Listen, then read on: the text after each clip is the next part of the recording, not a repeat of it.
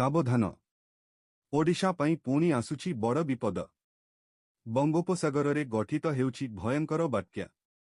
आसंता मे 14 रे एहा लैंडफॉल करिपारे बोली भय बरिछि। केउठी मारिबो झटका। ओडिशा केतेटा विपदरे? संपूर्ण अपडेट जानिबाकू भिडियोटी शेष पर्यंत देखंतु। मे द्वितीय सप्ताहरे बात्या आशंका। रु तारीख मध्यरे केरल उपकूल रे सृष्टि हेबो घूर्णिबलय। तेबे एहार दिग केउठिकू जिब ताहा घूर्णिबलय सृष्टि हेबा परे स्पष्ट हेबो बोली कहिसंती पाणीपाग विशेषज्ञ।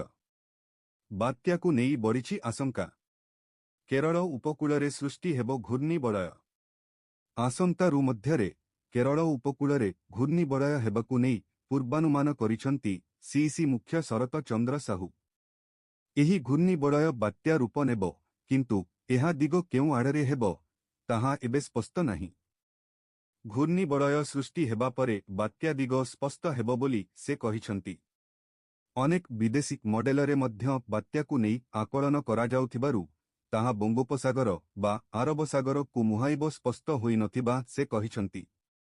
किंतु विभिन्न विदेशी मॉडेल बंगोपसागर रे बात्या आशंका देइछंती। तेनु आउ किछि दिन मध्यरे एहा स्पष्ट हेबो। अन्यपटे राज्य कालबैशाखीर प्रभाव मध्य रहिछि। मे तारीख एही प्रभाव रहुतिबा बेले रु मध्य रे कालबैशाखीर प्रभाव अधिक रहिबो। एहा छड़ा रु तारीख मध्यरे पश्चिम ओडिशा, उपकूल ओडिशा और उत्तर ओडिशा रे कालबैशाखी जनित वर्षा रहितिबारु आईएमडी पक्षरु ऑरेंज वार्निंग जारी होईछि।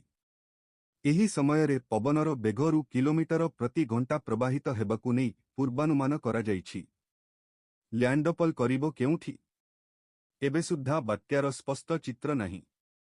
घूर्णिबलय हेबाकू आहुरी 3 रु 4 दिन बाकी रहिछि। तेनु बात्या एवं लैंडफॉलर स्पष्ट चित्र जानिबा पई आउ किछि दिन अपेक्षा करिबाकू हेबो। आपणक जिल्लारे वर्षा हेउछि कि? कमेंटरे जनांतु। एवं एमिति अपडेट पाई चैनल को सब्सक्राइब करंतु।